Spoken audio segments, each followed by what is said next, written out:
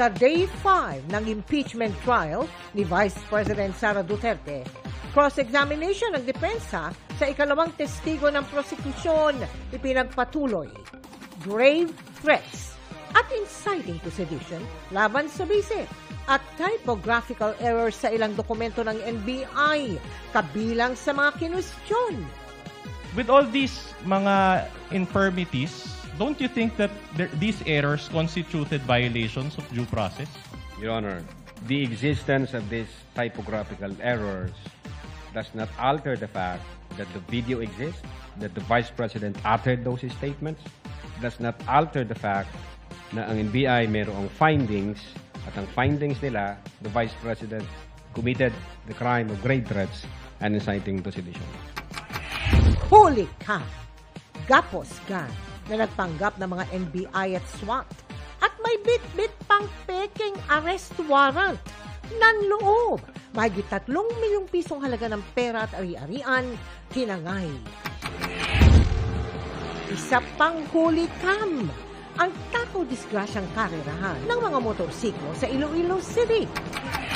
Exclusive, sabong ng mga kabayo, bistado sa Davao Occidental. Hoy! 4, arestado. We have found a champion who has made the Philippines proud. Sa kanyang pagbabalik bansa, Pinay tennis sensation Alex Ayala, ibinahagi ang highlights ng kanyang historic Wimbledon journey. Saan kaya sunod na sasabak? Bahagi ng lupang ninuno ng mga katutubong Aitas sa Subic, Zambales. Ginawang tambakan ng basura. At ano kaya ang magiging papel ng special role ni Jeneline Mercado na si Olga sa buhay ni Atoy Dingdong Dantes sa The Master Cutter?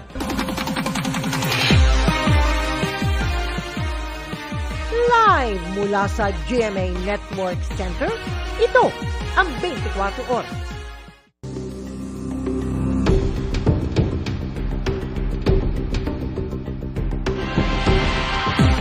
Mga kapuso, sa oras na ito ay nagre-redirect examination na ang prosekusyon sa ikalawang witness sa impeachment trial ni Vice President Sara Duterte.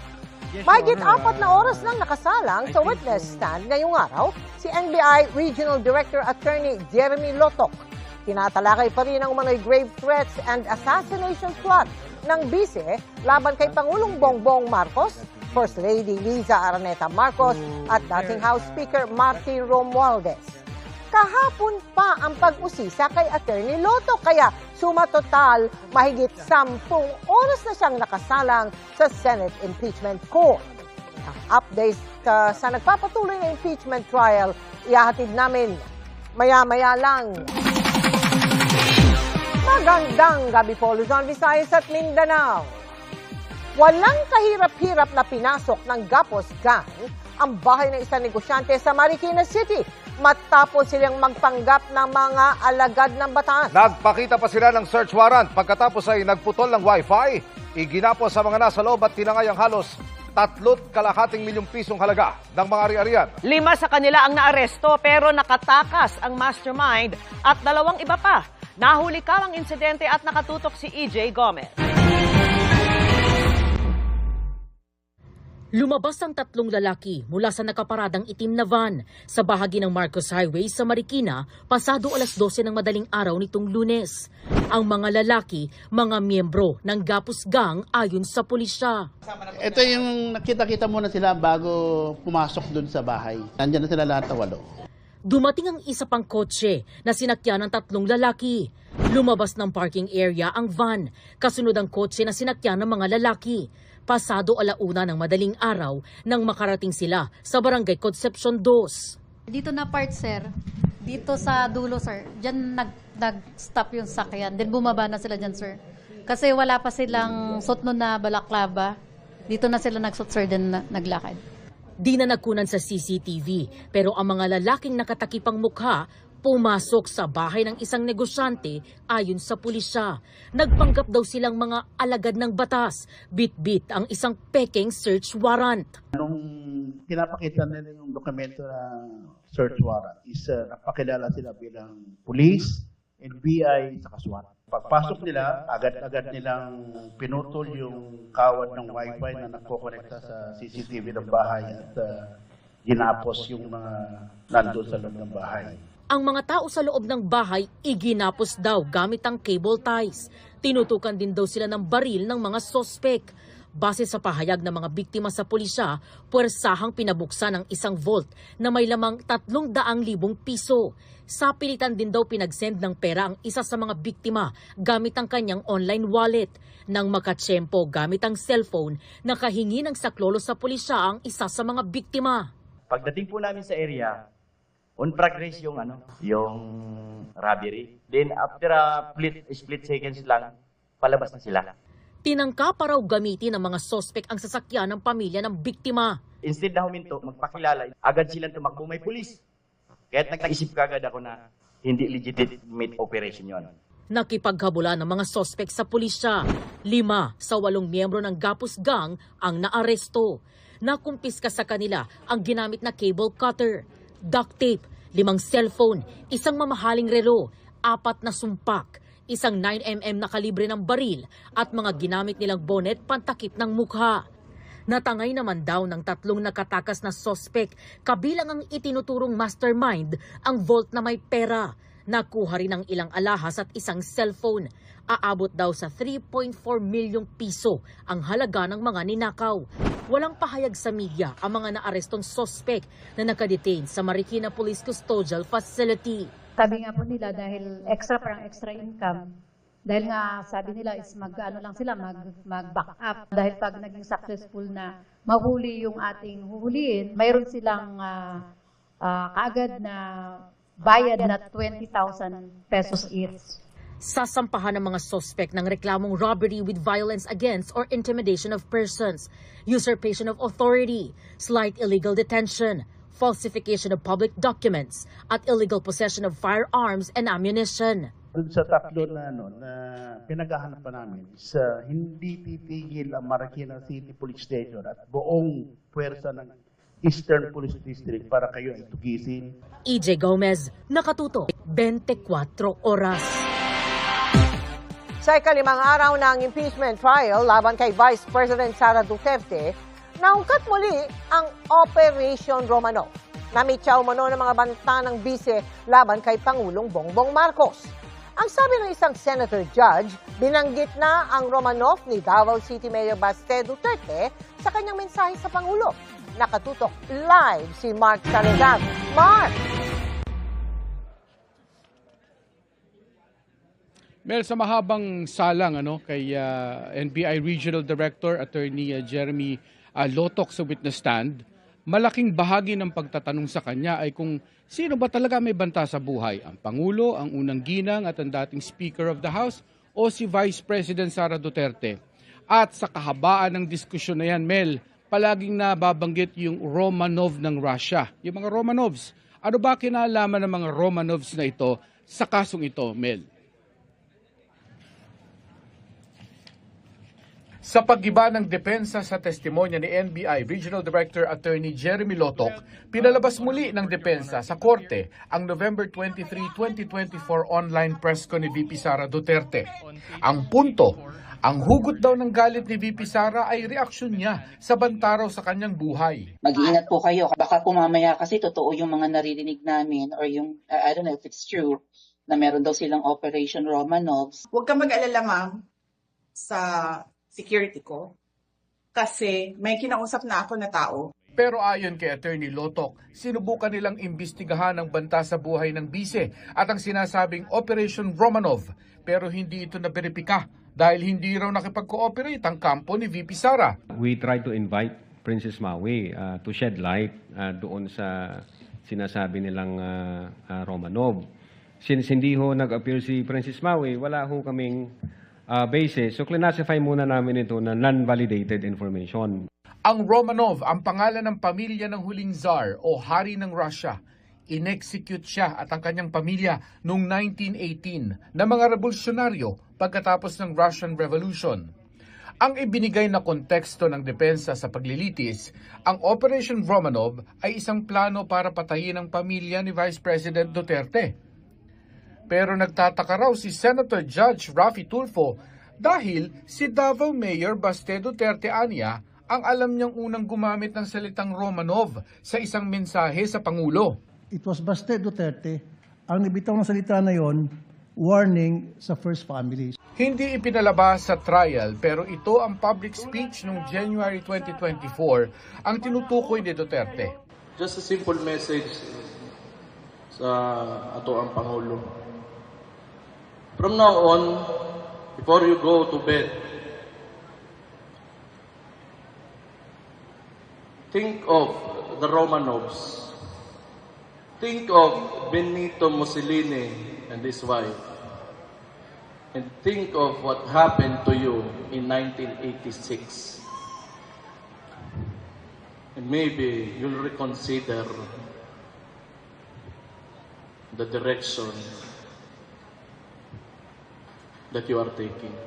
Until today, when Senator Judge Raffy Tulfo clarified na yung palang Oplan Romanov a threat against the First Family. Yes, sir. Ang impression ko since last week, nung pag-uusapan natin yung Oplan Romanov, a threat ito against the Vice President. Pero si Senator Judge Alan Peter Cayetano sinabing maghinay-hinay muna bago isiping pinagbabantaan ni Mayor Duterte ang pamilya Marcos. There's a thin line between a warning and a threat. Mayor Baste was doing a parallel ng 1986 na paalis yung mga Marcoses via revolution. Ang Romanovs, inubos sila para nga hindi makabalik. Dagdag ni Cayetano, kung totoong nagbanta ang kapatid ng bise sa pamilya Marcos, dapat sanang nagalit na ang kapatid ng Pangulo na si Senador Amy Marcos at dapat nagsampa ng kaso ang Presidential Security Command laban kay Mayor Duterte. We would like to manifest, Your Honor. Makailang ulit ding tinanong ng depensa si Attorney Lotoc tungkol sa mga alegasyon ng bise laban kay nooy House Speaker Martin Romualdez sa parehong online press conference. Yung speaker mo, pinabayaan mo siya na gustuhin ang pera ng bayan. Paikot-ikot sa buong bansa, namimigay ng pera na para bang kanya yung pera.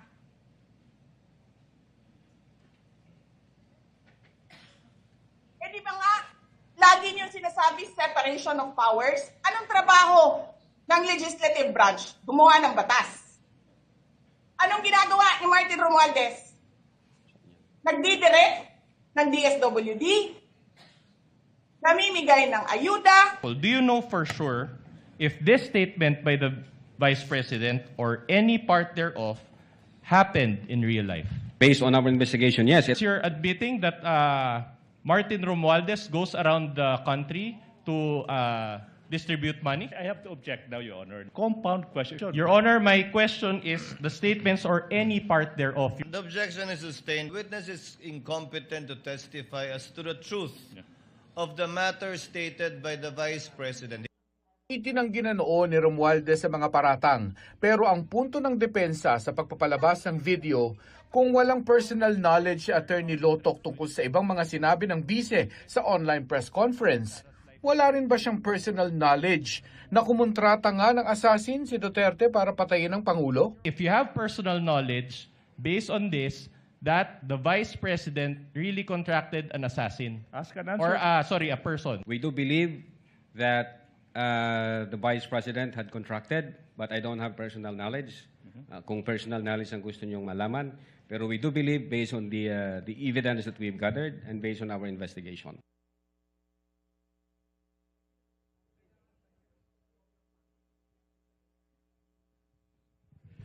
Kay Mel, yung sinasabi mong more than 10 hours na ni Attorney Lotoc dito sa pag-testify niya, ongoing pa, no? Dahil ongoing pa yung redirect examination ng prosecution. Depende pa mamaya sa depensa kung sila na may magsasagawa ng recross examination. Pwede namang hindi na.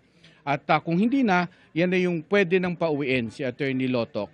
Nakalinya namang susunod na witness ng prosecution si Attorney Zuleika Lopez, ang Chief of Staff ni Vice President Sara Duterte. Baka bukas na yan, Mel. Maraming salamat sa iyo, Mark Salazar. Tabayanan namin ang mga ulat pa dyan mula sa Senado.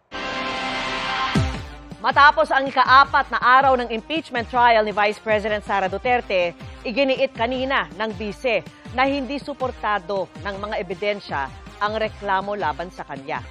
Sa isang pahayag, sinabi ng bise na hindi magiging makatotohanan ng anyay mga kwento lang sa pamamagitan ng paulit-ulit na pagpilit na may banta kahit wala naman, pag-iimbento na mayroong assassin at paglikha ng mga ebidensyang susuporta rito.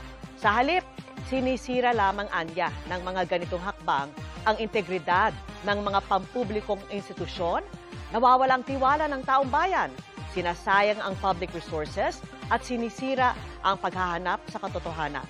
Punto niya, ang impeachment proceeding ay dapat nakabatay sa mga mapagkakatiwalaang ebidensya at hindi sa mga espekulasyon, gawa-gawang kwento at mga hindi suportadong aligasyon. Mga kapuso, nahuli kam ang takaw disgrasyang karera ng mga motorsiklo sa diversion roads ng Iloilo City. Gabi-gabi na raw ito kaya inireklamo na ng apektadong barangay ang tugon ng mga otoridad sa pagtutok ni Kim Salinas ng GMA Regional TV. Tila nagkakarerahan ang dalawang rider na ito sa diversion road na bahagi ng distrito ng Haro sa Iloilo City. Hindi patukoy kung kailan nakuhanan ng video. Pero ayon sa punong barangay ng Dumonay, tuwing gabi ay may nangyayaring karera sa lugar. Bisan kami nagabantay, gid sinakay daw kakululbaan gid diri sa amon sa highway. Kay tungod nga kung magtabok ang mga tao dira sa mga pedestrian, amo na ginabantayan namon. Hindi na namon sila dali-dali nga mapastop. Nakarating na sa Iloilo City Traffic and Transportation Management Office ang takaw disgrasyang karera. Zero tolerance kami sinadiri and ipatawag ko ni subong ang supervisors no sa panggabi, and then may 24/7 makitayang enforcement and hearing team nga amo nang i-deploy dira. Maliban sa karerahan sa diversion, nakuhanan rin ng video ang speeding ng mga motorista. Base sa speedometer, umabot sa halos 160 km per hour ang takbo ng motorsiklo. Kaya humihingi ng tulong ang Land Transportation Office 6 sa publiko upang matukoy ang mga pasaway na motorista. Ginahiwat nila ang ilang daw palumbaan ay kung wala pa bala nag-go ang dito sa mga intersections ang Taft North kay because dako na nga tsimpo ng before ka mag-go do 150 seconds na muna. So muna gurong ilang window. Nakahanda namang tumulong ang ilang barangay na dinadaanan ng mga nagpapakarera. Pero kung may mga arada, gina-report na muna na yun sa pulis. Mula sa GMA Regional TV, Kim Salinas, nakatutok, 24 oras. Bistado sa Davao Occidental ang iligal na pagsasabong ng mga kabayo. 4 ang arestado. May iba pang mga tinutugis, kabilang ang barangay captain na isa umano sa mga organizer. Nakatutok si John Consulta. Exclusive. Sa surveillance video ng mga otoridad sa bahaging ito ng Santa Maria, Davao Occidental, malaking grupo ng tao nanonood habang tila pinaglalaban ang 2 kabayo. Ang ganitong horse fighting ipinagbabawal sa bansa. Pagkakuha ng hudyat, sumalaki na ang mga ahente ng NBI Environmental Crime Division at CIDG Region 11. Hoy!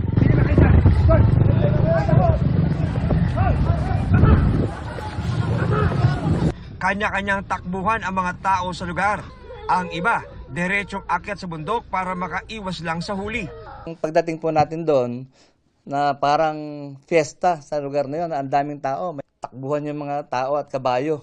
Sinira yung kanilang improvised na dome. Pinaglalaban yung kabayo, may entrance ticket sa mga manonood, 500 pesos. At nagkakaroon ng pustahan mula 500 hanggang 5,000 o higit pa yung nagiging pustahan dito. Na ito pinopromote through internet din. 4 ang arestado, kabilang ang announcer, organizer at cashier ng event.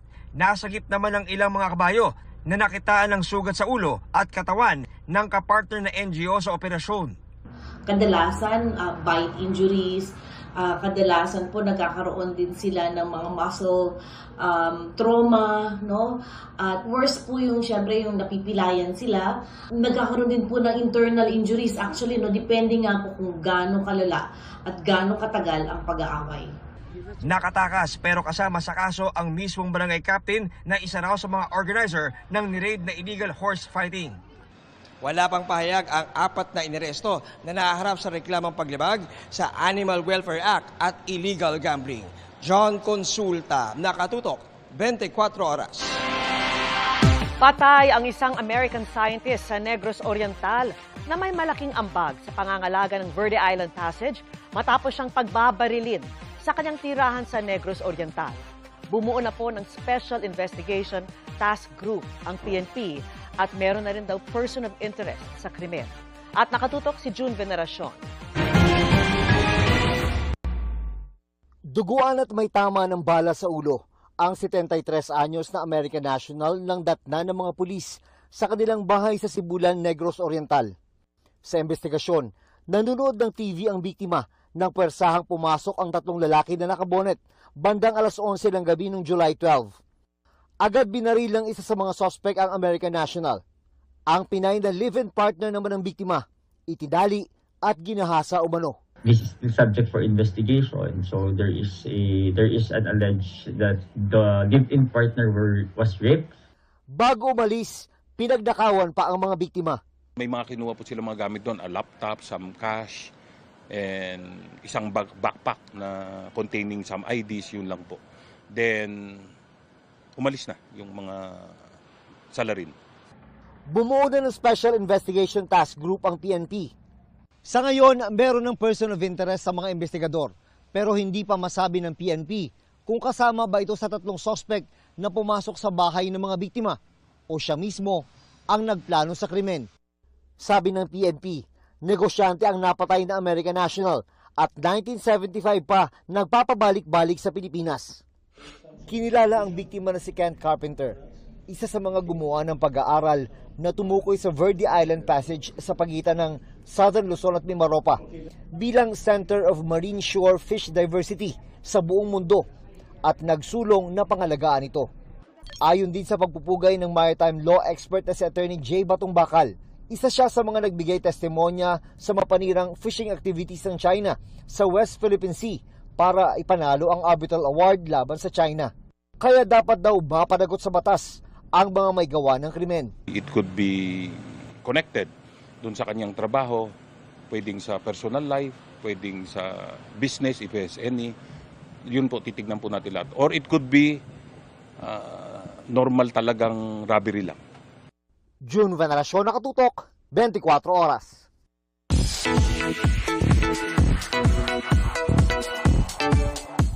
Good evening mga kapuso! Weaving some magic si PBB Kapuso Big Winner Mika Salamanca sa isang outreach program sa Maynila kung saan ipinamahagi niya ang librong siya mismo ang nagsulat. Si Mika may sagot na rin kung gusto ba niyang makatrabaho soon si Will Ashley. Makichika kay Nelson Canlas. Sa isang outreach program na mahagi ng librong kanyang isinulat si PBB Kapuso Big Winner Mika Salamanca. Sobrang special po sa akin kasi pasok pa rin siya sa kwento nung libro po na babasahin ko sa kanila. And sana, yun nga po, tulad na lagi ko sinasabi pa nagbo-book reading ako, madala nila yung kwento ni Mahika, hindi lang ngayon, pati pagtanda nila, madala nila sa puso nila. Tayo ay matanda na, sana'y di tayo magbago. Tuwang-tuwa naman si Mika na umabot ng millions of views ang duet nila ni Kapuso Star at kapwa ex-PBB housemate Will Ashley. Nauna nang nagpahayag si Will na gusto niyang makatrabaho muli si Mika. At ganoon din si Mika kay Will. Si Will yung isa sa mga, actually, isa si Will sa pinaka hinahangaan ko sa pag-arte, even before pa PBB. So, working with him would be really exciting. Bago yan, mapapanood si Mika sa Riot at punong-puno ng katatawan ng Saving Cherry. Ipinagpapasalamat pa ni Mika dahil kasama niya rito si Barbie Forteza. sobrang saya. Actually, ang dami ko po natutunan kay Ate Barbie. And very siya, talagang yung work ethic niya talaga, nakaka-inspire. Sobrang, ang dami ko po natutunan kay Ate Barbie. Nakakatawa ba? Nakakatawa si Ate Barbie. Ang dami naming take na parang, pinipigilan talaga namin matawa sa isa't isa. Nelson Canlas, updated sa Showbiz Happening. Susunod! Exclusive. Pastor, arestado matapos umanong pagsamantalahan ng menor na edad na miyembro ng kanilang choir. Bagyong Josie humina bilang low pressure area. Ang pinakahuling sitwasyon sa nagpapatuloy na ikalimang araw ng impeachment trial ni Vice President Sara Duterte. At ang special role ni Jeneline Mercado sa The Master Cutter. Tutukan lahat ng yan sa pagpapatuloy ng 24 oras.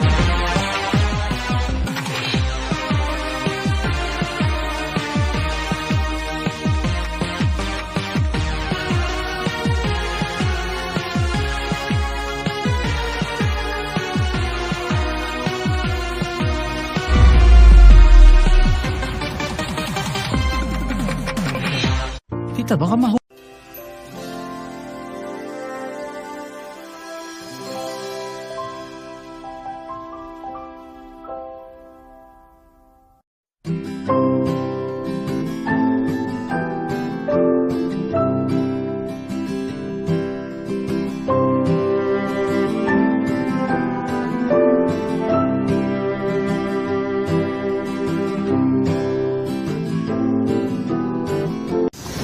Mahal magkasakit sa Pilipinas. Mula sa bayad sa ospital kung ma-confine, bayad sa gamot at mga procedure na kailangan gawin, pati na sa professional fee o bayad sa doktor tuwing check-up. Lahat iyan kailangang hugutin sa bulsa ng mga Pilipino. Sa isang survey ng Octa Research noong first quarter ng 2026, pagiging healthy at pag-iwas sa sakit ang naitalang top personal concern ng mga Pilipino. Kaya kapag nagkakasakit, malaking tulong sana ang health insurance benefits na makukuha sa PhilHealth o ang Philippine Health Insurance Corporation, ang National Social Health Insurance Agency ng gobyerno. Mandato ng PhilHealth na siguruhing affordable, acceptable, available at accessible ang healthcare services para sa lahat ng mga Pilipino. Isa sa mga function nito ang magtakda at magpatupad ng guidelines para sa contribution at benefits. Kasama na ang halagang sasagutin nito sa bawat sakit at medical procedure ng mga miyembro nito. Paano nga ba kinukwenta ng PhilHealth ang mga benepisyong makukuha mo? Simulan natin sa contributions ng mga miyembro nito. Sa kasalukuyang sistema ng PhilHealth, alinsunod sa Universal Healthcare Act, fixed sa 5% ng buwanang sweldo ang kinakaltas bilang kontribusyon sa PhilHealth. Pinakamababang kaltas ang 500 pesos, batay sa income floor na 10,000 pesos na itinakda ng PhilHealth. Habang pinakamataas na kaltas naman ang 5,000 pesos, batay sa income ceiling na 100,000 pesos. Kung ikaw ay empleyado sa isang kumpanya, hahatian ka ng iyong employer sa pagbabayad sa PhilHealth. Pero para sa mga self-employed individuals, kailangang bayaran ng buo ang contribution batay sa iyong buwanang kita.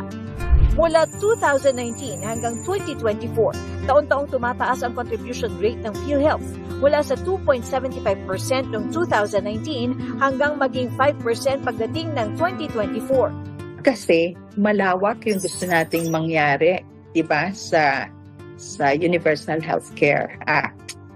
Gusto natin na maprotekta na ang bawat Pilipino magkaroon ng kakayahang gumamit ng serbisyong medical or health services na hindi sila mamumulubi. So ibig sabihin, kung may nararamdaman ka, may kailangan kang gamutan, you are assured that you will be given that care without fearing that you will become impoverished, no? So, bakit natin kailangan itaas ang contribution? Para masigurado na we have enough funds to make good of that promise. Pero hindi katulad ng paghuhulog ng savings ang pagbabayad sa PhilHealth. Ibig sabihin, hindi nakasalalay sa laki ng contribution mo ang benepisyong makukuha mo. Ang pera kasing nakukuha ng PhilHealth mula sa contributions ay napupunta sa National Health Insurance Fund. Ito ang ginagamit sa pagbibigay ng benepisyo sa mga nangangailangang mag-claim nito. Dapat tingnan natin ang social insurance na hindi parang bangko na one-to-one ang palitan. Nakadesenyo ito sa concept ng prepayment. So sa panahon na tayo may kakayahang magkontribusyon, tayo ay nag-aambag sa isang malaking pitaka, isang malaking wallet na lahat tayo ay nagpo-contribute. Nakabatay sa fixed na case rates ang mga benepisyong nakukuha mula sa PhilHealth. Ibig sabihin, sa bawat sakit o medical procedure, may itinakda na ang PhilHealth na fixed na halagang sasagutin sa bill ng pasyente. It's a prospective fixed payment na malalaman mo bago. Mga kapuso, arestado ang isang pastor dahil sa panggagahasa umano sa menor de edad na miyembro ng kanilang religious group. Pero ang suspect, mariing itinanggihan. Narito ang eksklusibong pagtutok.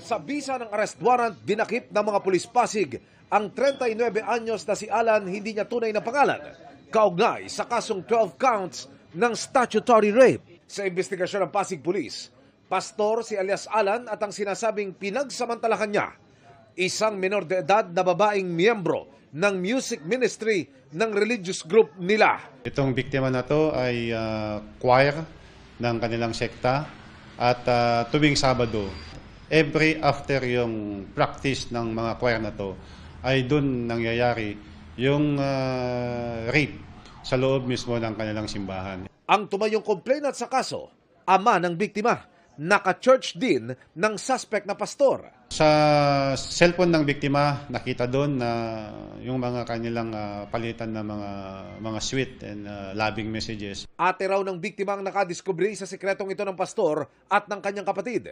Pinagsabihan daw ng ate ang biktima na lumayo pero hindi umano pumayag si pastor. Nang makausap ng GMA News ang suspect, itinanggi niya ang paratang. Wala po itong katotohanan, yung mga inaakusa po nila sa akin. Hindi rin daw totoo ang sinasabi ng biktima na sa mismong kapilya pa nagaganap ang krimen. Yung isang pintuan po doon, diretso po yun sa palengke. Pwede po siyang sumigaw doon kung ano po talaga, kung totoo yung sinasabi niya. Marahil dahil naging close kami or magkailala kami, sa totoo lang po, mga sinasabi nila na hustisya na kanila pong hinahanap, hindi ko po alam kung bakit at kung saan, pero hindi po ito totoo. Paalala ng Pasig Police sa mga magulang. I-maintain natin yung open communication sa mga bata. Upang sa ganun ay magkaroon sila ng confidence na magsabi sa kanilang mga magulang kung ano yung mga problema na nararanasan nila. Emil Sumangil, Nakatutok, 24 Oras. Lumabas na fit para iharap sa Sandigan Bayan bukas si Senador Rodante Marcoleta kasunod ng independent medical examination sa kanya ng Philippine General Hospital o PGH. Galing siya sa PNP General Hospital at inilabas bandang alas 11 ng umaga ng naka-wheelchair, bulletproof vest at posas bilang bahagi ng security protocol. Bantay sarado rin ng senador hanggang madala sa PGH. Sinamahan din si Marcoleta ng kanyang asawa. Iniutos ng Sandigan Bayan ang pagpapa-medical exam kay Marcoleta sa ibang pasilidad matapos i-confine sa PNP General Hospital dahil sa iba't ibang karamdaman gaya ng mild pneumonia. Maayos daw ang kalagayan ni Marcoleta base sa naging resulta ng medical exam nang tanungin ng hepe ng CIDG-NCR na si Colonel John Diagi ang pamunuan ng PGH. Hinihintay na lang nila ang written document at pwede nang iharap bukas sa Sandigan Bayan ng Senador. Inaresto si Marcoleta nung nakaraang linggo dahil sa kasong plunder. Pasado 1:00 naman ng hapon nang ibalik sa Camp Crame ang senador. Iginiit ng abogado ng 18 nagpakilalang dating tauhan ni Zaldico na si Attorney Levi Baligod na mali ang address niya na ibinigay sa piskalya kaya hindi siya nabigyan ng pagkakataong sagutin ang kasong cyber libel laban sa kanya sa level na yan. Inihayag niya yan matapos siyang isyuhan ng warrant of arrest ng Makati Regional Trial Court para sa 2 count ng cyber libel na isinampa ni Agriculture Secretary Francisco Tiu Laurel Jr. noong Marso.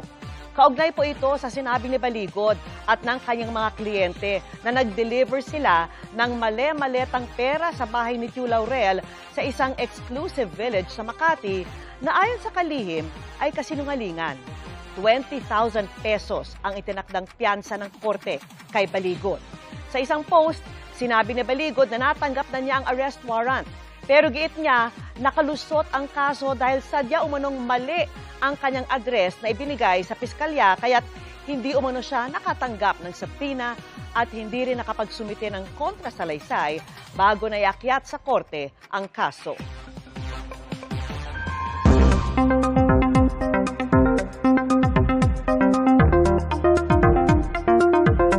Mga kapuso, humina at isa na lamang low pressure area ang Bagyong Josie. Nananatiling malayo sa lupa at wala pa ring direktang epekto sa kahit anong bahagi ng bansa ang LPA. Inaasahang lalayo pa yan at malulusaw sa mga susunod na oras. Pero yung natitirang kaulapan nito ay posibleng magpaulan sa Samar at Dinagat Islands. Patuloy ring umiiral ang habagat. Ayon sa Pag-asa, hihina yan sa mga susunod na araw kaya posibleng mabawasan ang mga pagulan. Wala ring inaasahang bagong bagyo na papasok sa PAR mula ngayong araw hanggang weekend. Pero huwag pa rin kakalimutan ang payong mga kapuso dahil base po sa datos ng Metro Weather. Bukas, asahan ng maulang hapon sa Northern Luzon, gayon din sa Bicol Region. Sa Visayas naman, posible ring bumuhos ang hanggang katamtamang ulan sa hapon sa ilang bahagi ng Samar at Leyte provinces. Sa Bohol at ilang bahagi ng Negros Island Region, halos ganyan din ang inaasahang lagay ng panahon sa Mindanao. Posible po ang heavy to intense rain sa ilang lugar, kaya iba yung pag-iingat po. Sa Metro Manila, mababa ang tsansa ng ulan sa maghapon pero maging handa pa rin sa posibilidad ng mga localized thunderstorm. At tutukan, sugatang Philippine Eagle nasagip sa Bukidnon, pero ilang mga netizen may puna. At exclusive at hulikam ang pamumuntirya ng mga armadong lalaki sa mga bill payment machine sa iba't ibang lugar. Huwag palampasin sa pagbabalik ng 24 oras.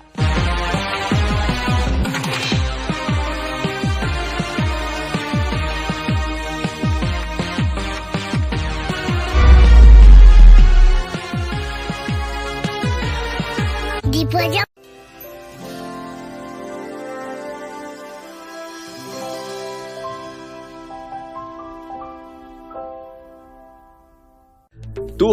Deaths sa loob lang ng 4 na araw. Ganyan karami ang nasawi sa Spain sa gitna ng pag-atake roon ng itinuturing na silent killer. Ang heat stress na dulot ng pinakamatinding heat wave na naranasan sa kasaysayan ng Europa. Sa France, hindi bababa sa 55 ang nalunod at nasawi sa loob ng 10 araw sa dami ng mga dumagsa sa mga ilog, lawa, reservoir at quarries. Nitong June 24, 2026, 43.8 degrees Celsius ang init sa Palio sa France. Ito na ang pinakamataas na naitalang temperatura sa kasaysayan ng kanilang bansa. Sa silangan Germany, 3 magkakasunod na araw ang record-breaking na init. Ang pinakamataas na temperatura, 41.7 degrees Celsius. 41.9 degrees Celsius naman ang record high na temperatura sa Czech Republic, habang 40.5 degrees Celsius ang sa Poland. Sabi ng mga siyentipiko, ang Europa ang pinakamabilis na uminit na kontinente sa buong mundo. Ang nararanasan nilang heat wave, ang most severe recorded ever o pinakamatindi sa kanilang kasaysayan ayon sa isang pag-aaral. Ano nga ba ang dahilan sa likod nito? Kahit hindi bago sa kanila ang heat wave, bakit nga ba maraming bahay sa Europa ang walang aircon? Ito ang jet stream o makipot at mabilis na agos ng hangin sa itaas na bahagi ng atmosfera. Nagdudulot ito ng pagkakaiba ng temperatura at weather sa iba't ibang bahagi ng mundo. Nagbabago ang direksyon nito kapag may low pressure at high pressure system. Ang mga lugar na apektado ng high pressure, maaraw at karaniwang mas mainit ng 5 hanggang 10 degrees Celsius kumpara sa normal nitong temperatura. Samantala, ang mga apektado naman ng low pressure nakararanas ng maulap at maulang panahon. Kapag may high pressure na napagkikitnaan ng dalawang low pressure systems, kumukurba ang jet stream at bumubuo ng pattern na kamukha ng Greek letter na omega. Kaya ang fenomeno na ito tinatawag na omega block. Ito ang nagdudulot ng heat dome. Dito natatrap ng high pressure ang mainit na hangin. Lalo pang umiinit sa loob ng dome dahil sa tindi ng sikat ng araw at global warming.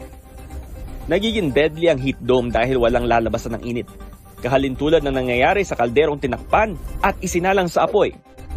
Tumatagal ang heat dome ng 3 hanggang 10 araw at natatanggal lang kapag nawawala o nababago ng posisyon ng high pressure.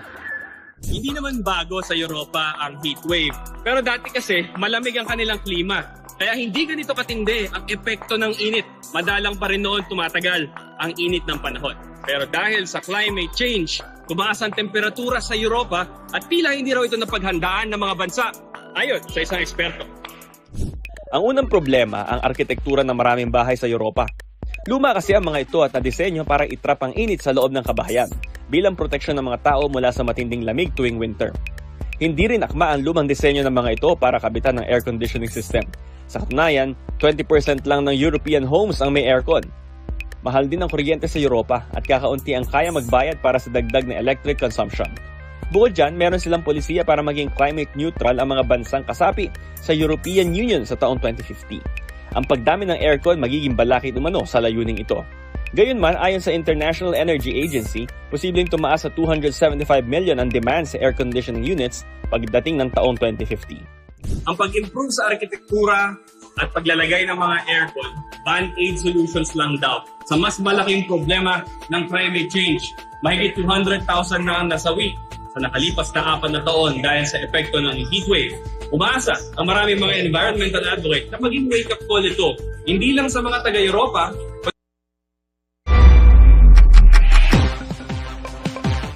Humarap ang ilang dating senador at kongresista sa oral argument sa Korte Suprema kaugnay sa petisyong ideklarang labag sa saligang batas ang unprogrammed appropriations.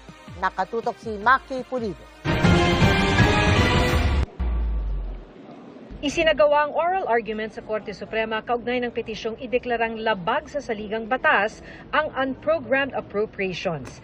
Ito yung inilalagay sa national budget ng mga alokasyon na magagamit lamang kung merong sobrang pondo ang gobyerno. Dito umano kinuha ang pinangpondo sa mga maanumalyang flood control projects. Sa oral argument sa Korte Suprema, humarap si dating Senate President Franklin Drilon bilang amicus curiae o friend of the court. Giit ni Drilon, hindi labag sa saligang batas ang unprogrammed appropriation dahil binibigay ng konstitusyon ang power of the purse sa Kongreso. This is a plenary power of Congress and that cannot be restricted, but it doesn't mean that the use of such power cannot be corrected, and that is why there is the power of this honorable court to correct abuses. Mula 2023 hanggang 2025, halos 1.3 trillion pesos sa budget ng gobyerno ang unprogrammed appropriation o walang eksaktong alokasyon. Humarap din ang ekonomista at dating congressman na si Joey Salceda. Punto niya, kailangan ng unprogrammed appropriation para may paghuhugutan ng gobyerno sa mga biglaang pangangailangan. Hindi naman daw ang mismong budget ang masama, kundi ang banality of evil o pagiging normal ng masamang gawain. I think there are enough railguards in the Constitution. It's a universe that will provide the controls. We're not in the best of times. We're trying as much as possible to grow the economy, to put in the general economic strategy in order to grow our revenues. We cannot rely on the organic kulang po.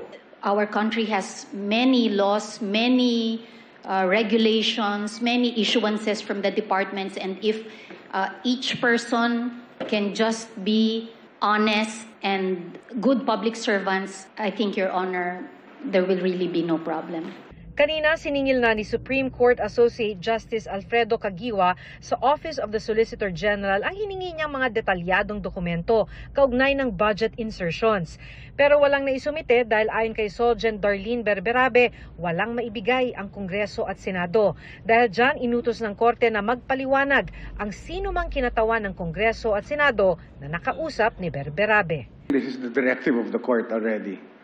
Yes, Your Honor. We want to know whether or not these documents exist or do not exist, or whether these documents do exist but they don't want to give it to us because of their institutional concerns. Your Honor, based on our discussion, there are really no documents.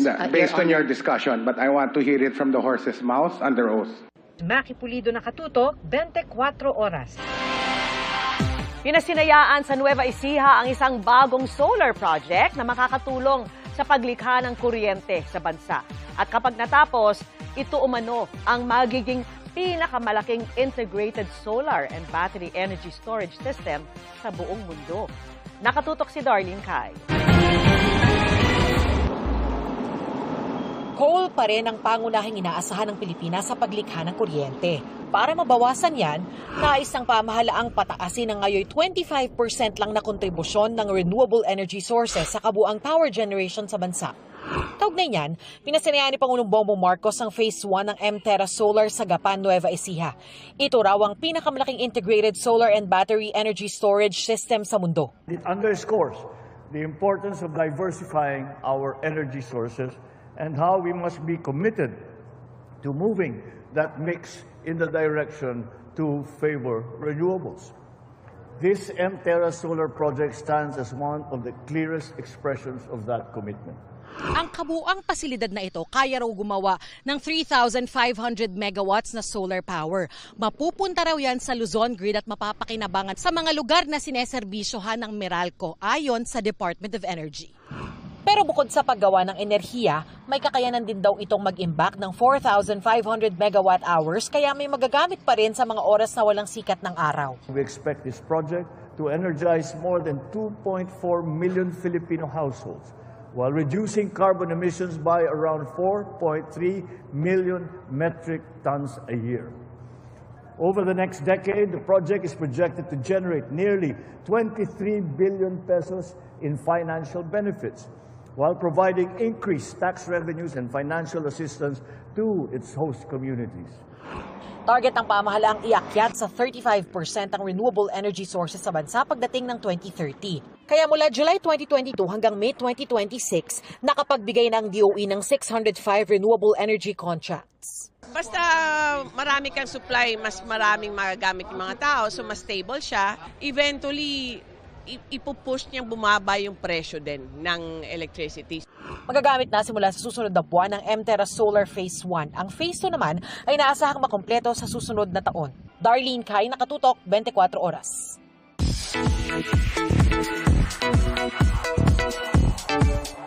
Dahil miss na ang face-to-face classes, feeling nostalgic si Heath Hornales sa mga shoot ng GMA Afternoon Crime Series na You're My Favorite Song. Unforgettable naman kay Caprice Cayetano ang eksena nang mangudngud siya sa cake. Ang iba pang must-watch sa next episodes ng serye, ichichika ni Athena Imperial.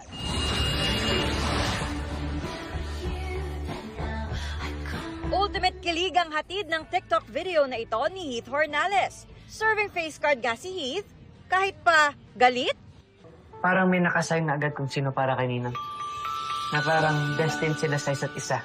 Enjoy si Heath sa taping ng GMA Afternoon Prime Series na You're My Favorite Song. Nostalgic nga raw ang mga eksena with his character schoolmates sa Brighton Bay Academy. Kahit sa library sa real school ko dati, ako yung pinakamaingay po doon. Kaya ayun, nandala ko po sa eksena. I really miss face-to-face since homeschool nga po ako. Si Caprice Cayetano na sanay na raw sa pisikalan sa previous drama series. Kumusta naman kaya matapos ingud-ngud sa cake sa episode nila last week? Usually, sampal po, ganun, or more on tulak. Pero ngayon, iba po talaga to. Actually, parang nagkaroon nga po ako ng snack dun sa pag-gud-gud ng cake. So, habang hinungud-gud, parang may halong acting. Tapos medyo may side din po na, ang sarap pala ng cake. Grateful ang You're My Favorite Song family dahil sa over 100 million view across social media platforms sa series. 60% increase ito on their online viewership sa kanilang second week. That's amazing, everyone. I just want to say po, thank you so much po sa pag-support ng show po namin, and we really appreciate every support na binibigay nyo. Malapit na ang Brighton Bay Ball. Abangan ng mga estudyante in their coats and in their gowns for the special school affair. Sino kaya ang mga kadate nila? At sino kaya ang magiging prom king and queen? Ang kailangan rin po nilang abangan, meron bang kasama si Angel? O siya lang mag-isa, tapos doon niya na imimit lahat? Athena Imperial updated sa Showbiz Happenings! Mga kapuso, proud na ikinuwento ni Pinay tennis sensation Alex Ayala ang kanyang makasaysayang Wimbledon journey. Kabilang ang pinag-usapang litrato ng kanyang horizontal forehand. Sa gitna niyan at sa pagiging abala sa iba't ibang commitment, kamusta naman kaya ang buhay ni Alex sa labas ng tennis court? Nakatutok si Oscar Oida. One thing I've learned about myself is how to control my emotions and how I can dictate my emotions rather than let my emotions dictate me. Hanggang sa pagharap sa Philippine media, bit-bit ng Pinay tennis sensation ang maturity ipinamalas niya sa mundo matapos ang tennis grass season lalo sa Wimbledon. Ngayong taon ay pinatunayang kaya niyang ituloy ang magical run na sinimulan sa Miami Open noong 2025 nang dagdagan pa ang listahan ng mga top 10 players na kaya niyang talunin. Bunga niyan ang ngayon iconic horizontal forehand ni Ayala kung saan kahit nadapa ay pilit niyang inunat ang braso, pinalo ang bola at naipasok sa kabila ng net. And I'm so grateful because it was a hard shot to do. And when I saw the photo afterwards, wow, parang ginawa ko yun. At sa kabila ng sunod-sunod na tagumpay at lumalaking pangalan sa mundo ng tennis, nananatiling nakatuntong sa lupa ang 21 anyos na Filipina star. Para kay Alex, mas mahalagang kilala mo ang sarili mo kaysa malulong sa ingay ng kasikatan. It's not an easy life, I think. We definitely go through our hardships, and maybe a misconception, okay, that's popping into my head is that I've heard, I don't know if this is true, people say that tennis players can be self-centered. I don't think that's true. Sobrang tight ng schedule ni Alex, kaya ilan sa mga pinaka-na-miss niya ay ang pag-uwi sa bansa. I haven't had much time to catch up with my family or with my friends that I have from childhood. So that's something I should look into. But that being said, I'm super grateful for everything that I'm able to experience. And every time I come home, I'm very, very happy. At kagabi, nang ipaghanda siya ng reception sa Malacanang ni Pangulong Bongbong Marcos na aminadong big fan. We have found a new champion, a champion who has made the Philippines proud. We are all, 110 million of us, we are all here behind you, willing you on to greater success. I feel like all the hard work that I've done is seen. All the hours that aren't on TV are seen and validated and appreciated. So thank you so much. Paghanga pa ng Pangulo kay Alex, anuman daw layo ng narating ng tennis star, bit-bit niya ang puso ng isang Pilipina. We never fail to remind everyone that you are a Filipina. That's very touching for all of us, that you don't forget the rest of us. You don't think that you're somehow left it all behind. Quite the contrary. You always seem to give the impression that it is because you're a Filipina that you're doing so well. I will continue to represent the Philippines in the best way that I possibly can. I carry the flag with me wherever I go. And I am a firm believer that where you come from is a big part of who you are. Ang tanong, may buhay pa ba siya outside tennis? Yes, I have a life outside of tennis. I love to go out with them when our schedules align. I love to try new places. When I'm traveling a lot, I love to try the food. It's difficult to have hobbies that are like other sports or physically demanding because I do give everything that I have into the sport that I'm in. Ang love life, meron ba? I love my family. I love so much. I love my family. I love my job. I love my friends. I love myself. So there is so much love. Sa ngayon, naghahanda na muli si Alex sa iba't ibang sasabakang international tennis tournament, kabilang ang Asian Games. Oscar Oida, nakatutok, 24 oras. Abangan! Bagong abogado, arestado dahil nangikil umano ng sarili niyang kliyente. At ano yung malarobot na barge na to the rescue sa malawakang pagbaha sa China? Kuya Kim, ano na? Dito lang sa 24 oras.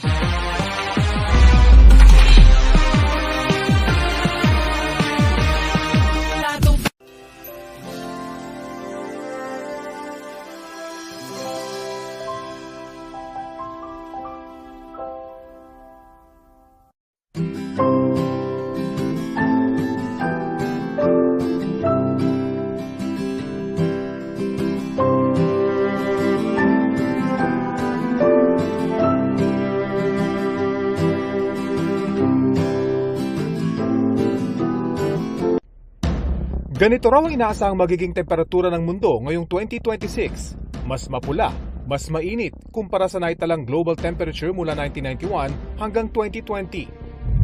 Record-breaking na init, posibleng maramdaman daw bago mag-2030? Sa nakalipas na 11 taon mula 2015 hanggang 2025, naitala ang pinakamatataas na temperatura sa mundo. At sa susunod na 5 taon hanggang 2030, inaasahang mas titindi pa raw ito. Mas iinit pa nga ba ang mundo bago mag-2030? Ano ang sinasabi ng bagong climate forecast tungkol dito? Ayon sa Global Annual to Decade Update na inilabas ng World Meteorological Organization o WMO, nasa 86% ang tsansang malagpasan bago sumapit ang 2030 ang pinakamainit na panahong naitala noong 2024. 91% naman daw ang tsansang lumagpas ang global average temperature sa warming threshold ng isang beses o higit pa bago mag-2030. Ano ba ang ibig sabihin nito? Yung 1.5 degrees warming threshold, yun yung sinasabi according sa actual text ng Paris Agreement na sinasabi na ang global surface mean temperature ng daigdig hindi dapat daw lalagpas sa 1.5 degrees. Siya ay yung threshold na kung saan hindi tayo daw hihigit pa sa tinatawag natin na limit na magti-trigger ng what is called as runaway climate change. Ang runaway climate change ay ang punto kung saan posibleng hindi na makahabol ang human civilization sa mga pagbabagong dulot ng climate change. Kapag nagtuloy-tuloy ang paglagpas sa 1.5 degrees na warming threshold, maaari itong magdulot ng domino effect sa iba't ibang aspeto ng kalikasan at makasira sa balanse ng buhay at kapaligiran. Yung ecology is actually looking at yung life not from the perspective of single species but actually from the interaction of a diversity of species occupying the same space. Pag may magalaw ka dun sa balance, yung balance na yun, it would disrupt the whole. So that is the problem dun. We often think about it as a way na masisira yung daigdig. Actually, ang sobering sagot man, hindi. Nature will continue. But it will change and it will adapt according to the circumstances of its environment. The question there is, will the change in the environment still enable human civilization to coexist with nature? Nakita rin sa forecast ng WMO na posible pa raw tumindi ang El Nino sa 2027 at 2028 batay sa datos na naitala ng Nino 3.4 region. Ang Nino 3.4 region ay isang specific na bahagi ng Pacific Ocean malapit sa equator. Ginagamit na basihan ang temperaturang naitatala mula rito para i-monitor ang mga climate phenomenon gaya ng El Nino at La Nina. Paliwanag ng Climate Organization na 350 Pilipinas, may kaugnayan sa paparating na El Nino ngayong taon ang forecast ng WMO. Likely, mangyayari yan over the end of this year. Yung El Nino event is predicted to develop towards yung end of 2026 at yung expected nito is that it would heavily drive na mas mabilis yung pagtaas ng global temperature kasi siya yung biggest at mas malaki yung phenomena ng El Nino, mas matagal siya maglalas. It would probably spill over sa great part of 2027. Samantala,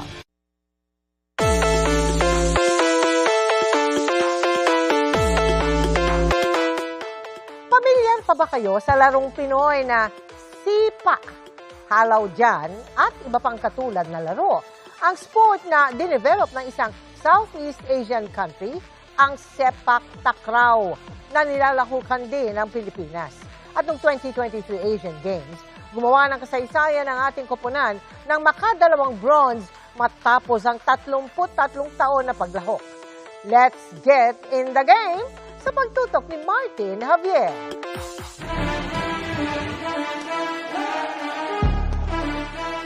Bicycle kick, heading, at roll spiking. Ilan lang yan sa tampok na moves sa traditional na Southeast Asian sport na sepak takraw. Combo yan ng aerial acrobatics ng volleyball at footwork ng soccer. Ang bawat kupunan, binubuo ng tatlong manlalaro, ang tekong o server, ang feeder o ang nagsiset ng bola, at ang striker na siyang nag-e-execute ng play. Susi sa bawat laro ang lakas ng binti at pulidong ball control. Kaya naman makasaysayan ang podium finish ng Pilipinas sepak takraw sa 2023 Asian Games. Makaraang masungkit ang tansong medalya. Imagine, after 33 years, not one but double bronze ang nakuha ng bansa sa naturang sport. Masaya rin po kami dahil kami yung nagdala ng Pilipinas na yon para makakuha ng medalya. So sobrang saya, lahat ng pagod, lahat ng sakripisyo nung time na yon, yung moment na yon, is talagang nagbunga, sir. Alam na naman natin na ang powerhouse in terms of sepak takraw na sa South Asia. Nasundan pa yan ng double bronze sa 2025 Southeast Asian Games, kung saan parehong third placer ang Pilipinas sepak takraw, men's and women's teams. Masaya, excited kasi first time eh.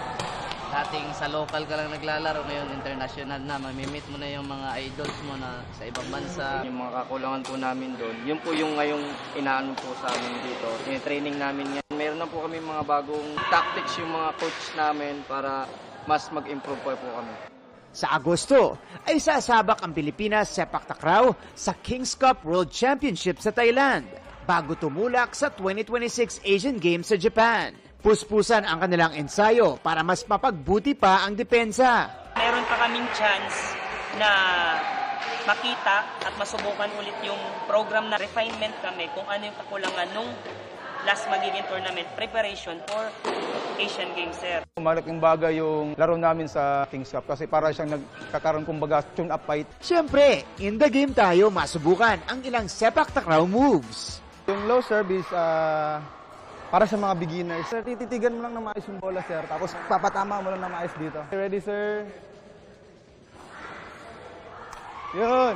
Ang setter, dinidescribe yan as the brains on the court, di ba, ng isang team. Kasi sa'yo nakasalalay yung didiskartehin ng opensa ninyo. Kailangan yung mapaganda yung bola para mapalo ng maayos ng spiker. Normal lang po na set. Ito. Yan. Yun. Yo!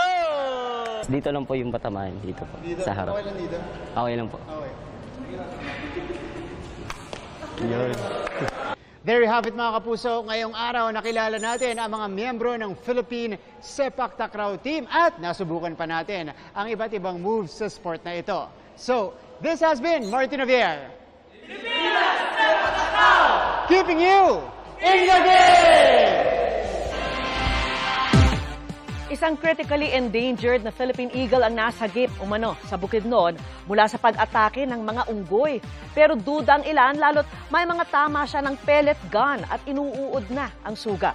Nakatutok si Rafi Tima. Nangihina pero lumalaban ang Philippine Eagle na ito nang datnan ng mga opisyal ng Valencia Community Environment and Natural Resources Office ng Valencia City sa Barangay Quibinton, Impasugong, Bukidnon. Katuwang nila sa pag-rescue ang mga tauhan ng Bukidnon Provincial Zoo, Kitanglat Guard Volunteers at mga taga-Philippine Eagle Foundation nitong July 3. Isang magsasaka umano ang nakakita sa agila sa Barangay Dalwangan sa Malaybalay City. Kwento ng magsasakang si Marvin Ligoy sa mga taga-Sendro, itinaboy umano nila ang mga unggoy na umaatake sa agila at kinuha ang sugatang ibon. Akala nila at first, walang isang wild chicken. Pero kalaunan, sir, they successfully drive off the monkeys. Doon nila na-realize na isang Philippine Eagle yung inatake ng mga monkeys. Ang katutubong magsasaka na nakakita sa agila, irerekomenda daw ng Valencia Sendro na bigyan ng pabuya at gawing isang bantay gubat. May ilang netizen na pumuna sa sugat ng agila at nagduda sa pagkakasagip nito. Pero sabi ng Sendro, sa inisyal nilang pagsusuri, lumang sugat na ang nakita sa pakpak ng agila.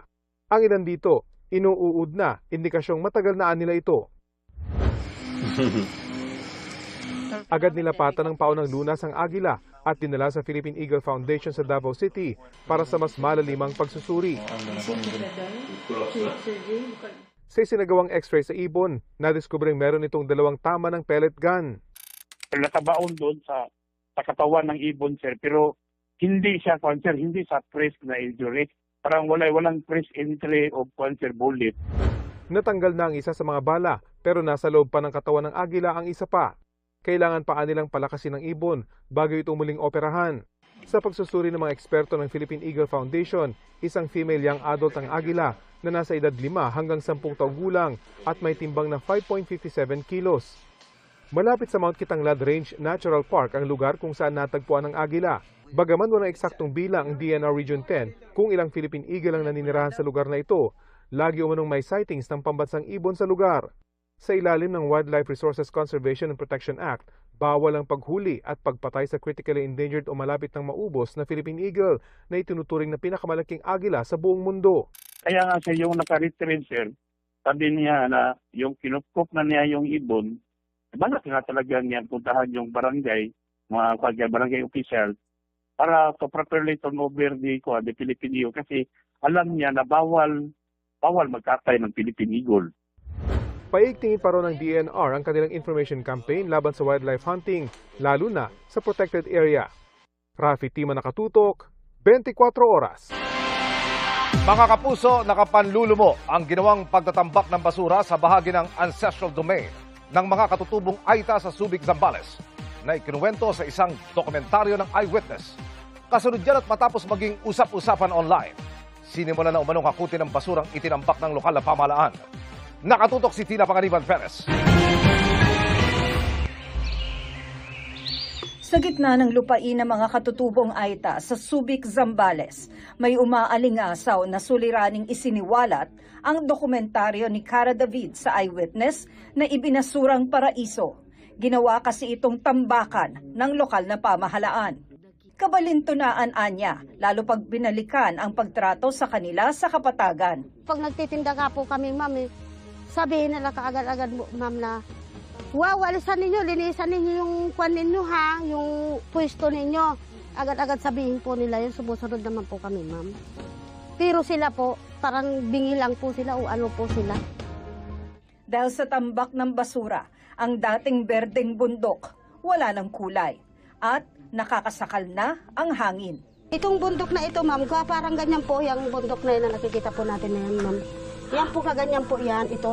Yung bundok na yan? Opo, yan, ito lang po, ito lang ganyan po. ang itsura nila dati? Opo, ganyan. Inuuhaw na rin sila dahil pati ang mapagkukunan ng tubig, kontaminado na ng basura at katas nito. Malayo ito sa paliwanag umano ng lokal na pamahalaan sa kanila bago ang pagtatambak simula 2019. Yan nga po sabi nga po, pagkagandahin doon. Marami sa mga basura ay mga medical waste noong panahon ng pandemya. January 2022 naman, nadiskubre ng DENR ang open dump site na labag sa Ecological Solid Waste Management Act. Bagamat napatigil ang pagtatapon noong October 2025 at naipasara nitong Marso dahil sa reklamo ng mga katutubo, hindi pa rin tuluyang naaalis ang basura. During that time po, ang gusto lang namin, maitapon po namin yung napakadaming basura. Immediate solution lang po ito eh. So, hindi po magtatagal. Isolated po yung area eh. Kumbaga wala pong mga nakatira doon, gubat. Gubat po yung area. Kaya pansamantala po, doon namin naisip na ilagay. Pero nakatira roon ang mga katutubo at sakop ang lugar ng kanilang ancestral domain. Ayon sa kanilang leader, may kasunduang pinapirma sa kanila ang Subic LGU. Ang sabi nila sa amin, buwan-buwan magbibigay sila sa amin ng 10,000 isang buwan. Ba't po kayo pumirma at pumaya? Kasi ayaw, kahit na hindi kami papayag at hindi, papayag kami at hindi, pagpatuloy nila kasi naumpisa na nila. Baka kami nagriyak, nalaman na namin na napatag na nila. Pinabulaanan yan ng LGU. Giit pa nila. Hindi namin alam, ma'am, na may community doon sa area.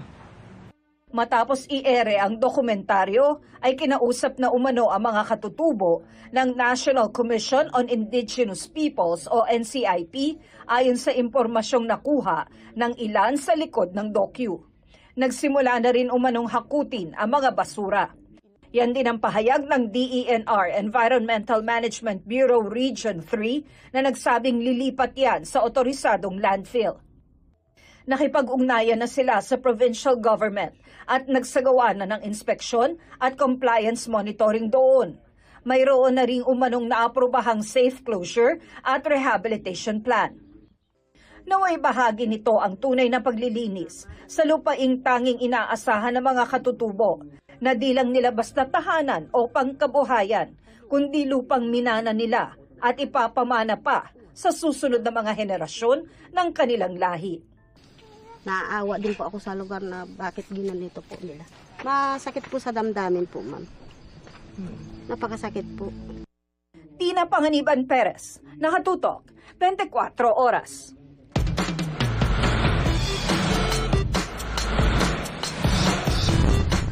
Magandang gabi mga kapuso. Ako po ang inyong Kuya Kim na magbibigay sa inyo ng trivia sa likod ng mga trending na balita. Nagpamangha sa marami ang sinagawang rescue operations kamakailan sa China. Ang rumespondi kasing rescue team gumamit ng tila robot na barge. Dahil sa walang tigil na buhos ng ulan sa bayan ng Guigang sa China, libo-libo mga estudyante at guro ang binaha at na-stranded sa isang local education park. Sa lawak ng park at dami ng mga kailangan saklolohan, ang rescue operation, bangungot para sa sino mang rescuer. Mabuti na lang ang responding rescue team. Gumamit ng isang tila sasakyan. Nung lumusong sa baha, biglang nag-unfold at naging rescue ferry. Ang tawag dito, powered pontoon bridges, waterborne rescue aircraft carriers. Ang powered pontoon bridges, binubuo ng mga pinagdugtong-dugtong na platform. Dahil modular ang disenyo nito, 10 minuto lang, naa-assemble na ito kahit nasa gitna ng rumaragasang baha. Kada platform na 60 meters ang haba, kayang magsakay na mahigit 300 katao. Kaya nagsilbi itong lifeline sa oras na sakuna. At sa tulong ng mga powered pontoon bridge, sa loob lang ng 20 hours, ligtas na na-evacuate ang higit 6,000 estudyante at staff. Sa bayan naman ng Guangxi, ito ang namataang lumulutang sa rumaragasang baha, daan-daang mga ahas. Sa videong ito, naalarma ang mga residente nang ang kobrang ito inaho ng kanyang ulo sa tubig. Ang residente namang ito, pilit na binubugaw ang ahas na napadpad malapit sa kanyang tahanan ding naispatan na pumupulupot sa isang walis. Ang tinatayang mahigit 900 na ahas, nakawala daw mula sa isang binahang snake farm hanggang sa tinangay sila ng agos ng baha. Pero paano nga ba nagagawa ng mga ahas na lumutang sa tubig? Kuya Kim, ano na? Kapag bumabaha, nalulubog ang lungga ng mga ahas. Pero hindi ito ang problema sa kanila. Ang mga ahas kasi kaya lumangoy. Para makagalaw sila sa tubig, kinokontract nila ang kanilang body muscles para makagawa ng tila waves. Ang tawag dito lateral undulation. Hindi naman basta lumulubog sa tubig dahil ang kanilang mga baga at iba pang bahagi ng katawan nagbibigay ng sapat na buoyancy para makalutang. Samantala, para malaman ang trivia sa likod ng viral na balita, i-post o i-comment lang, #Kuya Kim, ano na? Laging tandaan, importante ang may alam. Ako po si Kuya Kim at sagot ko kayo 24 oras. Naaresto sa Cainta Rizal ang 4 na sangkot sa pagtangay ng bills payment machine sa magkakahiwalay na convenience store sa iba't ibang lugar. 3 sa kanila, kagrupo umano ng mga nakabarila ng pulisya sa NLEX Bocaue Tollgate nitong Hunyo. At nakatutok si John Consulta, exclusive. Sa 3 magkakahiwalay na lugar sa Taguig, Mexico, Pampanga at San Pablo, Laguna, hulikam ang isang modus ng mga armadong suspect. Puwersahang tangayin ang bills payment machine sa mga convenience stores na may lamang pera. Base sa kuha ng CCTV, wala pang 2 minuto ay nabaklas at naisakay na sa kanilang pulang getaway vehicle ang target na makina. Kino-combat park nila, inuuna nila yung likod, itinatapat mismo doon sa makina para matakpan yung kanilang gagawing pagkuha. Didistrongkahin kunyari yung mga bolts, then 3 o 4 sa kanila bubuhatin na at ilalagay sa loob ng sasakyan. Then that's it, yun na talaga. At along the way, doon na nila didistrongkahin at kukunin ang perang nasa loob ng makina. Sa isang operasyon sa Cainta Rizal, nahuli ang 4 na suspect habang may bibiktimang dapat na convenience store. Na-recover sa kanila ang mga gamit sa pagnanakaw.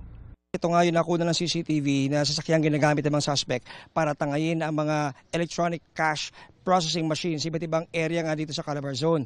At sa tuwing sila'y sumasalakay, gumagamit sila ng iba't ibang plaka na lahat puro nakaw.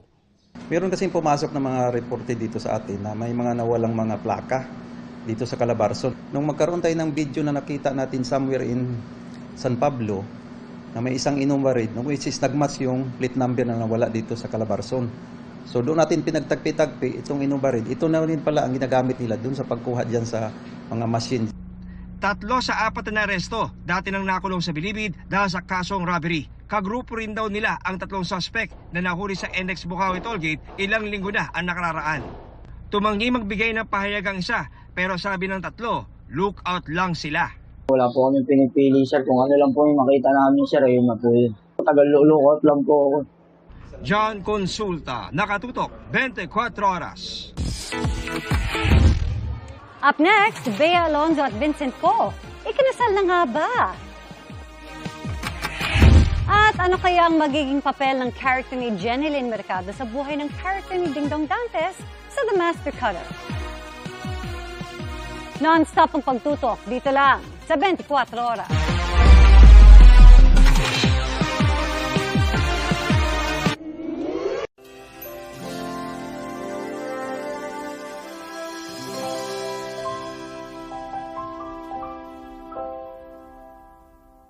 Nasa 8.2 billion ang bilang ng mga tao sa buong mundo as of 2025. Ayon sa United Nations, pagdating ng taong 2030, posibleng mas marami na ang bilang ng mga edad 80 pataas kumpara sa bilang ng mga sanggol. At pagdating ng 2080, ang bilang ng edad 65 pataas ay mas marami na sa mga batang edad 18 pababa. Isa sa mga dahilan nito ay ang pagbaba ng global fertility rate o bumababang bilang ng mga nagbubuntis at nanganganak sa maraming bansa kabilang na ang Pilipinas. Sa katunayan, record low ang fertility rate sa ating bansa nitong 2025. Batay sa pag-aaral ng Philippine Statistics Authority, bumaba ang total fertility rate o TFR ng mga Pilipinang 15 to 49 years old sa nakalipas na mahigit 3 dekada.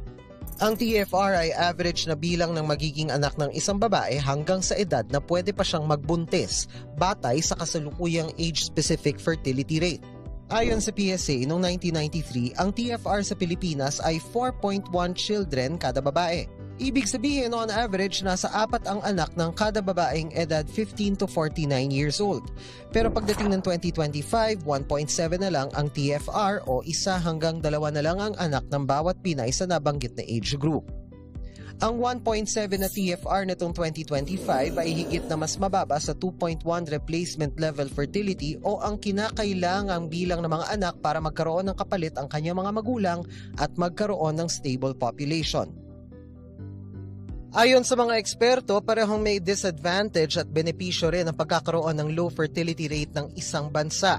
Ang record low fertility rate sa Pilipinas, good news kaya o dapat bang ikabahala? Ayon sa International Monetary Fund, ang low fertility rate ay pwedeng maging balakid sa pag-unlad ng ekonomiya.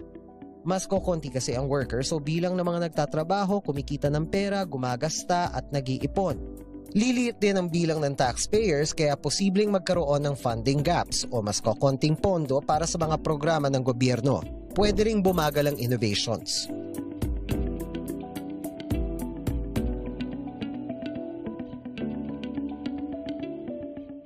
Sa kabilang banda, sinasabi naman ng ilang eksperto na pwedeng makabuti ang low fertility rate ng isang bansa.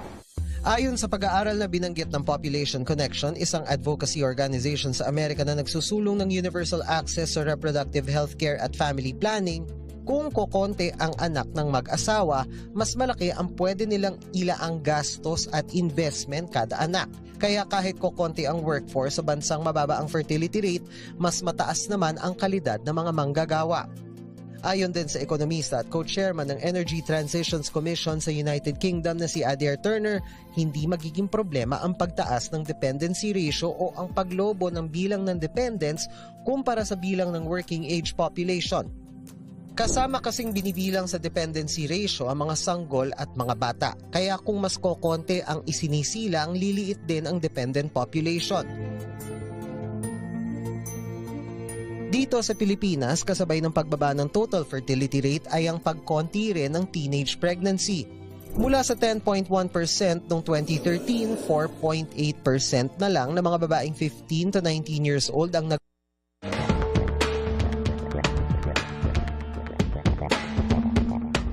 Mga kapuso, fully paid na pero ilang taon nang walang plaka ang isang motorsiklong idinulog sa atin ng may-ari nito. Yan ang aming pinaaksyonan sa Land Transportation Office.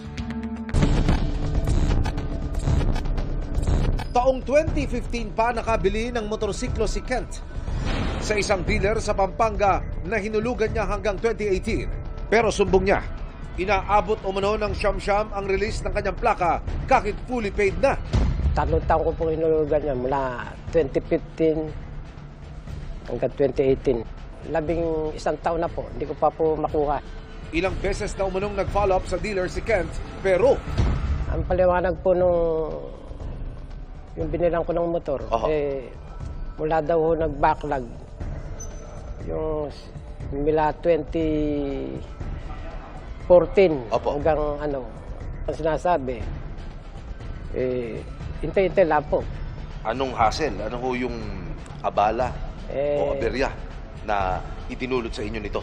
Siyempre po, takot din po pag nahuli ka ng HPG. Sigurado pong impound po yung motor. Ano po, sir, ang gusto niyo mangyari ngayon? Gusto po mangyari, makuha na po yung plaka ko. Kanya po ako lumapit kay Action Man dahil alam kong mabilis na umaksyon to. Nag-message kami sa dealer na napagbilhan ni Kent ng motorsiklo para makuha ang kanilang panig pero wala pa silang tugon sa amin. Dumulog ang inyong kapuso Action Man sa Land Transportation Office o LTO. Lumabas sa record ng ahensya na mayroon lamang isang rehistro ang plaka ng motorsiklo ni Kent sa kanilang IT system noong 2016. Kahit sa Pampanga niya nabili ang motorsiklo, nairehistro raw ang mother file nito sa National Capital Region sa kasamaang palad. Kasama ang serya ng plaka sa mga naapektuhan ng backlog ng ahensya mula 2014 hanggang 2019. At sa isinagawang system-wide verification ng license plate backlogs, hindi na isama sa produksyon ng plaka ang mga unit na mayroong inactive o delinquent na rehistro. Kasama riyan ang plaka ng motorsiklo ni Kent. Dahil diyan, nagtakda na ang LTO ng kapalit na numero ng plaka. Sa ngayon ay naibigay na kay Kent ang pinakahihintay niyang plaka ng motorsiklo. Mission accomplished tayo mga kapuso. Para po sa inyong mga sumbong, pwedeng mag-message sa Kapuso Action Man Facebook page o magtungo sa GMA Action Center sa GMA Network Drive, Corner Samar Avenue, Diliman, Quezon City. Dahil sa anumang reklamo, pang-abuso o katiwalian, tiyak, may katapat na aksyon sa inyo. Kapuso Action Man!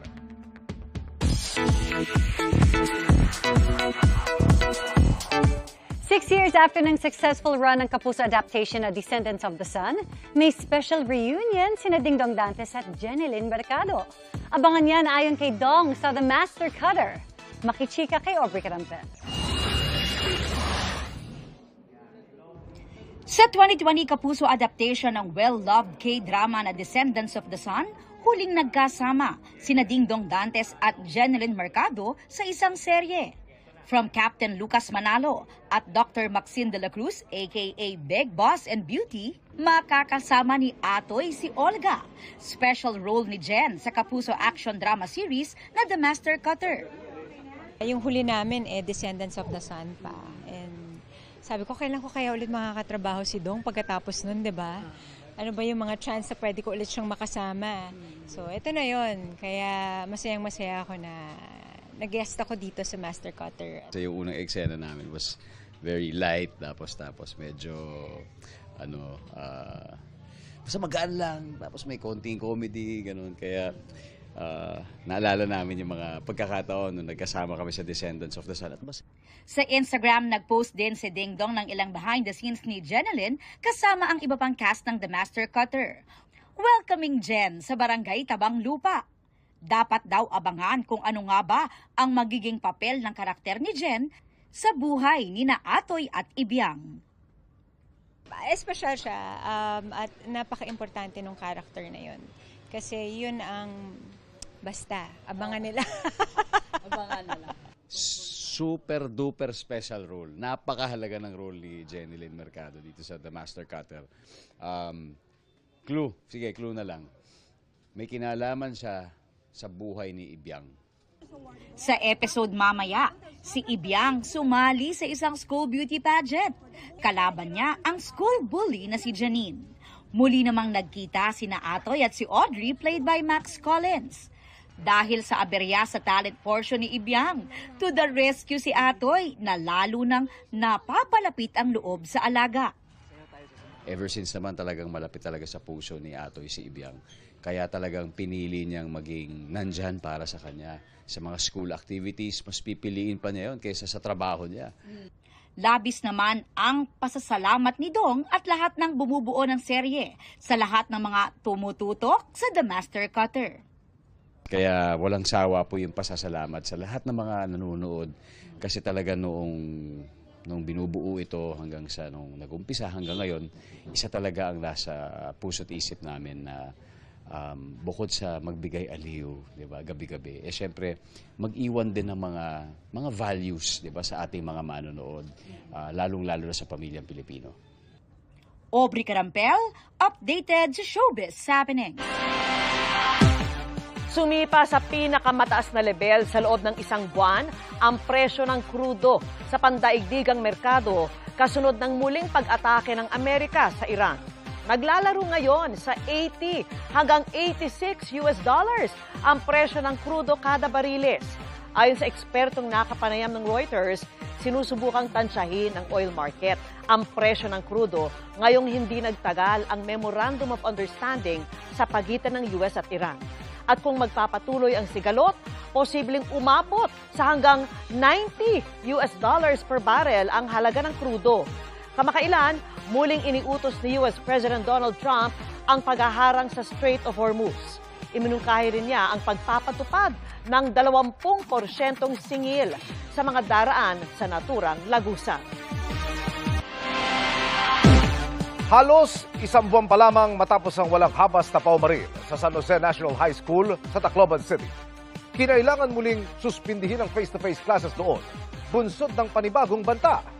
Batay sa investigasyon ng pulisya, nakatanggap ang isang guro ng screenshot mula po sa isang estudyante kahapon. Naglalaman daw ito ng mga banta kabilang ang umunoy planong pagpapasabog sa paaralan. Target umano ang mga grade 7 at grade 8 students at may binanggit ding pangalan ng kanila umanong target. Nakipag-ugnayan ang pulisya sa Regional Anti-Cybercrime Unit para matukoy at ma-validate ang naturang banta. Pinaigting din ang seguridad sa paaralan. Mariing kinundina ng Department of Education ang banta at nanawagan silang itigil na ito.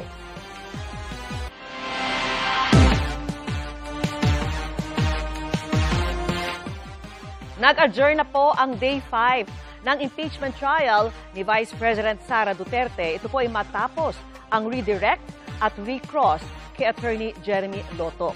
Kabilang po rito ang paglinaw sa ilang pagkakamali sa mga dokumento ng National Bureau of Investigation. At nakatutok po live si Sandra Aguinaldo. Sandra. Yes, Vicky, matapos nga ang ilang oras na cross-examination ng abogado ni Vice President Sara Duterte, ay nagkaroon naman ng pagkakataon ng prosecution para sa tinatawag na redirect. Ito yung maari muli silang magtanong para makapagpaliwanag ang kanilang witness na si Attorney Jeremy Lotoc, dating hepe ng NBI Cybercrime Division at namuno sa investigasyon sa sinasabing pagbabanta ng bise sa buhay ng Pangulo noong 2024. Isa na dito yung tungkol sa tanong ng depensa tungkol sa umunoy pagkakamali sa ilang dokumento ng NBI gaya ng sa petsa. With all these mga infirmities, don't you think that these errors constituted violations of due process? Your Honor, the existence of these typographical errors does not alter the fact that the video exists, that the Vice President uttered those statements, na ang NBI mayroong findings, the Vice President committed the crime of grave threats and inciting to sedition.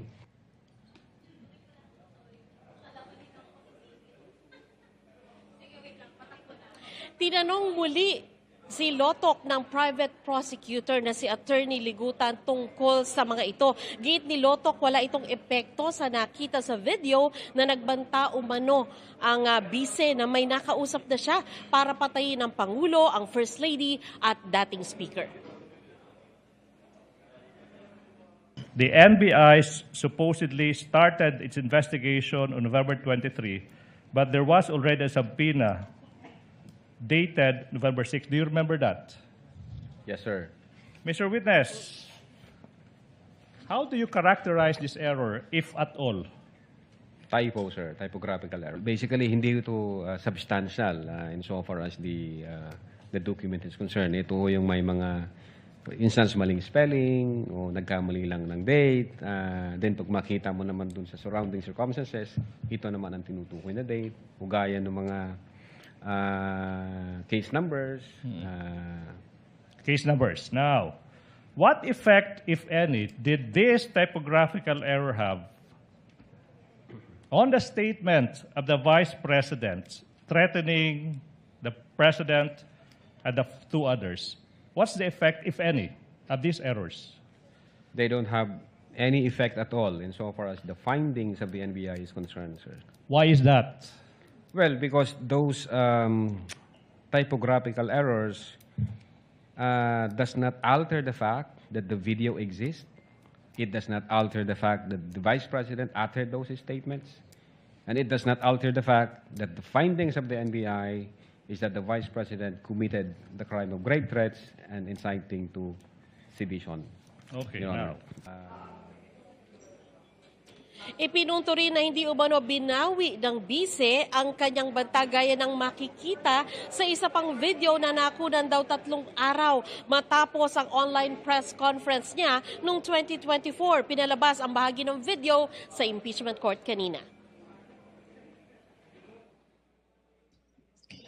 I was asked Romanov, and then I answered. I was told by 2 people, this is the first time I've heard of Romanov, so that is the 3rd already. And I said, don't worry about my security. Pag namatay ako, I already asked a person to take revenge against 3 individuals.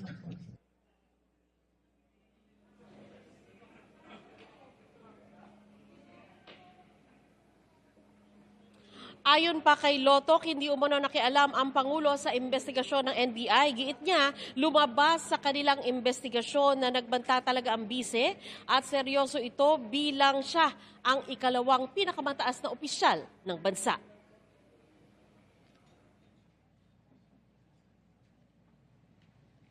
Utterances noong November 23, at the same time, yung pagiging For the record, Assisting Counsel for the Prosecutor, accompanied by... don't have any effect at all insofar as the findings of the NBI is concerned, sir. Why is that? Well, because those typographical errors does not alter the fact that the video exists. It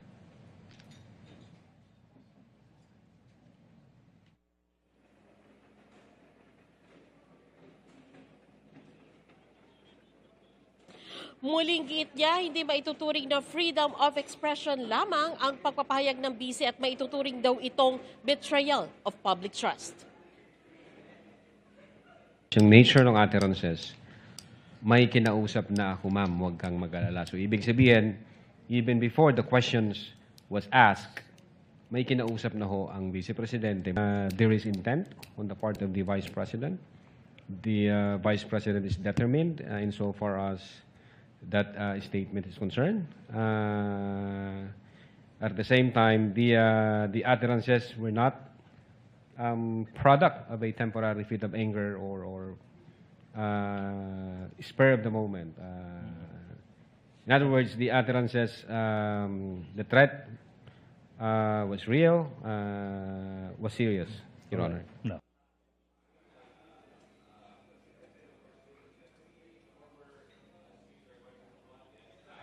Sa pagtatanong ng mga senador ay pinalutang ni Senador Robin Padilla ang ilang question sa kredibilidad po ni Lotok. Isa ditong umunoy pagkakaroon niya ng kaso sa ombudsman, pero sinagot ni Lotok na wala raw opisyal na komunikasyon mula sa ombudsman tungkol sa kaso at nang mag-check daw siya ay peke umano ang notaryo ng naturang reklamo. Sa ngayon, ang pinakahuling naganap dito bago po mag-adjourn ay sinabi po ng prosecution na hindi na po nila isasalang ang dalawang witness nila. Ito po si Attorney Zulaika Lopez ng Office of the Vice President at Captain Belinda Bello ng House of Representatives dahil ayon po kay Kapunan ay wala na po silang idadagdag pa at nasabi na rin naman yung sasabihin nila sa harap ng hukuman. So yan muna po ang pinakahuling ulat mula dito sa Senado. Vicky?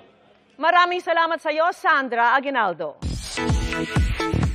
Kasal na nga ba si Bea Alonzo?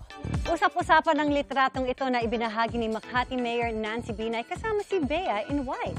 Nasa opisina ng Mayora sa Makati City Hall ang dalawa. Ang photo may hashtag na One More Chance. Sa isang Facebook reel ng showbiz vlogger at talent manager na si Ogie Diaz, sinabi niyang ikinasal na si Bea sa non-showbiz boyfriend itong si Vincent po. Niyang nariraw ang palitan ng I Do sa Makati City Hall alas 7 ng gabi kahapon. Sabi pa ni Ogie na nakakita umano sa wedding photo at marriage certificate mula sa event ang family members ng dalawa. Sa ngayon, hindi pa kinukumpirma ng company Bea ang balita. Last year nang kumpirmahin ng actress ang relationship nila ng businessman.